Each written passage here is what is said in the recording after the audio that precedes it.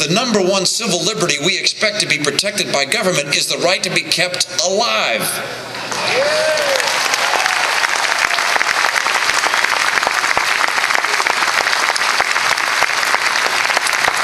This president that we have will probably be the first one to say he's made mistakes, but one thing I want to say thank you for is that he has kept us alive these 6 or 7 years after September 11, 2001.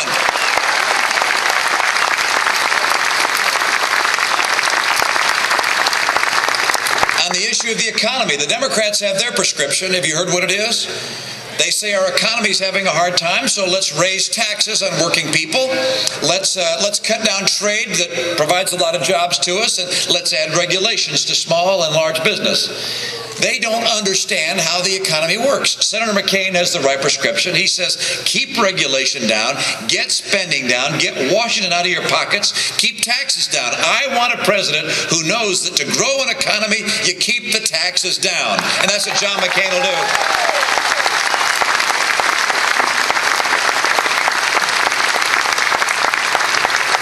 Now, the Democrats talk about energy, and we all do, Republicans and Democrats, and we all agree that we need more solar power, more wind power, more renewable resources, ethanol.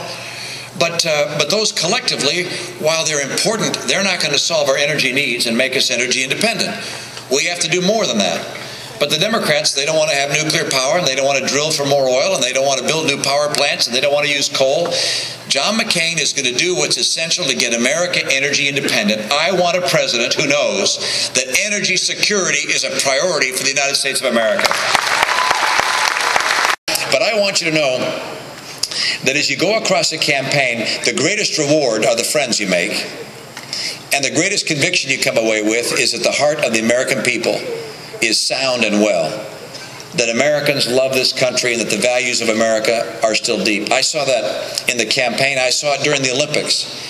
I'm just going to tell you my favorite experience from the Olympics was at the very end. The games were all over. It was at the closing ceremonies. The vice president said to me, would you choose one athlete to come sit in the president's box to watch the closing ceremonies representing all the athletes? And so I chose Derek Parra. Derek is a Hispanic American, living in Los Angeles at the time, 5'4", I think, not a big guy. He's a rollerblader prior to the Olympics, hadn't skated before. His friend said to him, you know, there's no Olympic event in rollerblading, you ought to try ice skating. So he strapped on some ice skates, and he was fast. And you think about this Hispanic American from Los Angeles took on these big guys from Michigan and Wisconsin and beat them all and became a member of the U.S. Olympic team in speed skating. And he came to Salt Lake, skated his heart out, and got a silver medal and then a gold medal. Fastest man in the world on skates. And so I invited Derek to be in the vice president's box at the closing ceremonies. As he was coming in, I said, Derek, what was the most memorable experience for your Olympic Games? And it wasn't the silver, and it wasn't the gold. He said it was being honored to carry in the American flag that had flown above the World Trade Center on September 11, 2001 into opening ceremonies. You may remember from the TV coverage of the Olympics that we had there that our games were only a few months after 9/11. And this flag, it's about 8 feet by 12 feet, was brought in by 8 athletes, and Derek was one of them. It's badly torn and burned, so they can't put it up on a flagpole. You have to hold it horizontally. And Derek said that as it was announced to be coming in the stadium, they expected the crowd to burst into cheers and applause. That's what had happened at other venues where it had been shown. Choose the version of the national anthem the choir sang. It's an old 1930s version written by Robert Shaw, where you repeat the last line as a reprise, 1 octave higher for sopranos and much greater orchestration. Oh, say does that star-spangled banner yet wave o'er the land of the free and the home of the brave. And he said this time, Mitt, as they sang that, unexpectedly, a gust of wind blew into the flag and lifted it in our hands. And he said, for me, it was as if the spirits of all those who'd fought and died for American liberty had just blown in that flag. And he said, the tears began running down my face. He said, that was the most memorable experience in my Olympics.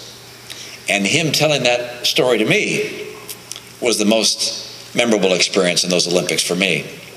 It's underscored in my heart the great love of liberty and the great recognition of the sacrifice of patriots proved in liberating strife. It's convinced me that America, when facing real challenges, will rise to the occasion. We have before, we will again. America will have a choice between two people. One, untested, unproven, an unknown commodity. Another, tested in battle, tested in the Senate time and time again, and proven worthy of becoming the leader of the greatest nation on earth. I'm convinced we'll do the right thing. We're going to need your help. Maine could be the difference between winning and losing. We're going to need to come together, put aside all of our differences, put aside our disappointments, and say we're going to go full bore to elect Senator John McCain, to elect Senator Susan Collins, to elect great Republicans across Maine and across this nation. Thank you so very much. We're counting on you. Thank you.